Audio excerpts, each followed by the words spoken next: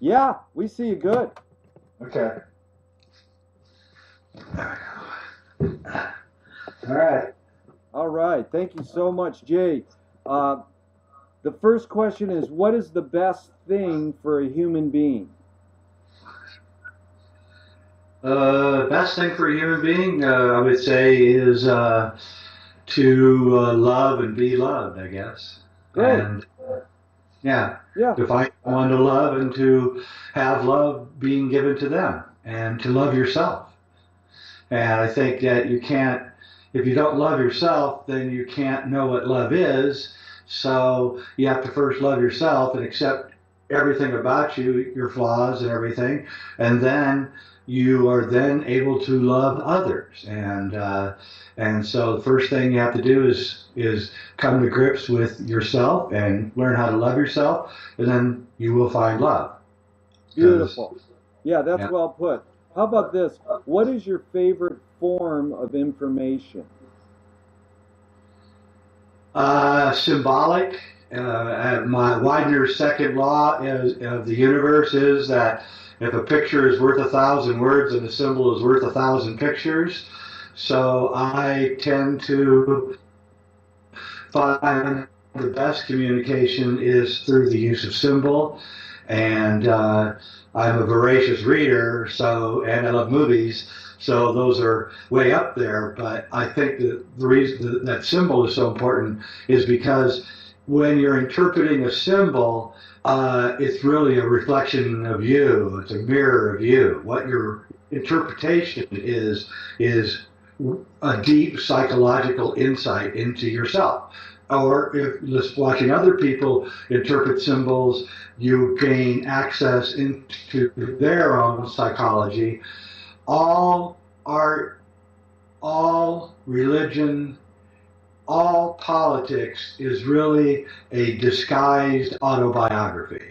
So whatever your politics are, whatever movies you like, whatever symbols, how you interpret symbols, your books, these are all reflections of you. Everything that you write, everything you create is really disguised autobiography Well, solely. well put. Why do you think humans collect or gather information? Well, we originally did it because we were creating a memory of the future. We were living, in a hunter-gatherer experience, and we were living, day to day with storytelling, and our ancestors being the primary importance in our lives. But we found that through writing, we could communicate with the future. We could write down recipes, write down farming practices, write down how to make a machine, and our people that were coming behind us could read what we wrote, and so we didn't lose that knowledge. And so Marshall McLuhan, who's one of my very favorite philosophers, he said that the medium is the message. And when we went from storytelling around the campfire, we were living in a world of circular logic, of ancestors, of day to day living. And when we switched to writing, suddenly the world, we now had a future. And we began seeing the world left to right, top to bottom, as the way we read. And now with computers and the internet, we're moving away from a literate society to back to a kind of a cross between the gathering around the fire storytelling, which is what the internet is providing to people now, to symbolic. We're returning back to a symbolic world. And when we do that, when we successfully make that turn, which we are right now, then we're going to see the world the way our ancestors did, and the mechanized way of seeing the world through the written word will disappear, and we will begin going back into the cyclic nature of reality, which is the true reality of Ye- nature. Well put, Jay. I like that. And do you think this desire or need to collect information is hardwired, or did we learn it?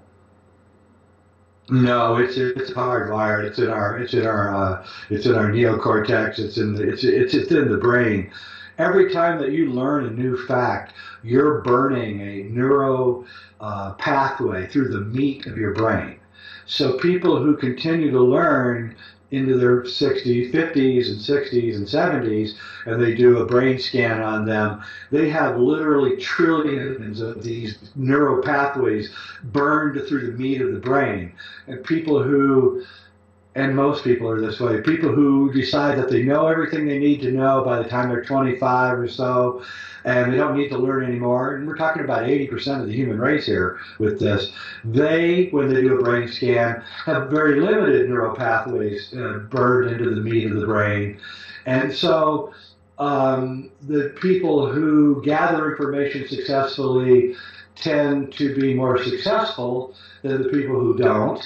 And the people who don't take the time to keep learning eventually become jealous of the people who are learning and eventually become leaders of the world, because what happens is that people who keep learning take the various pods of knowledge that they've learned through their life, and by the time they're 45 or late 40s, early 50s, they begin intertwining these separate pods of knowledge into a kind of a pod of supra knowledge, which is I call wisdom.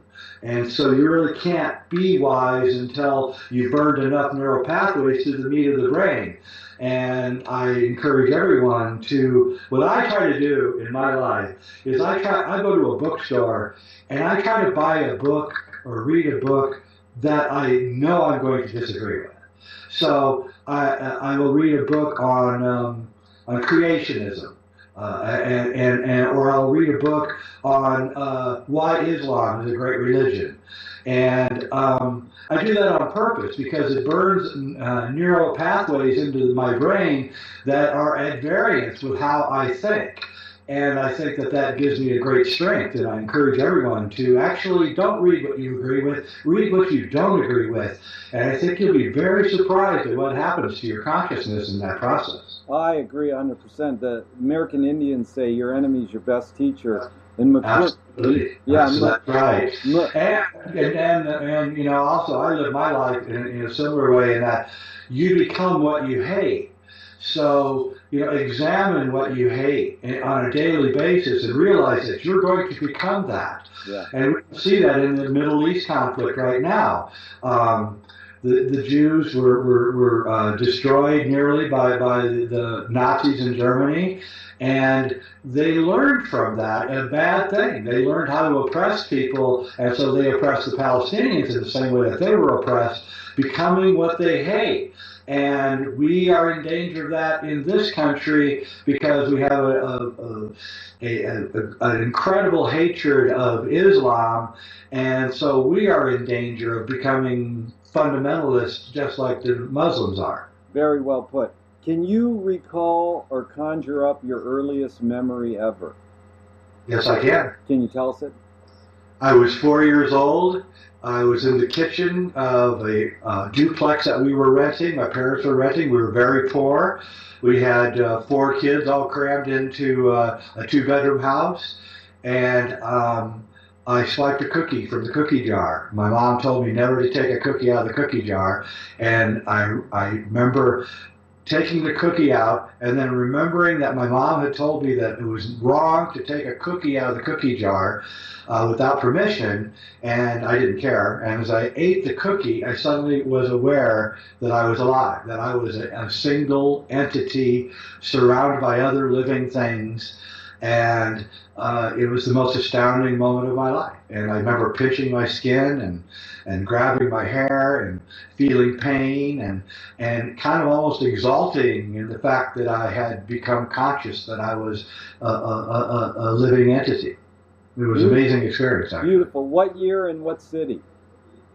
Let's see. It would be 1957. A long time ago, and it was a city in the Midwest, Omaha, Nebraska. So you were born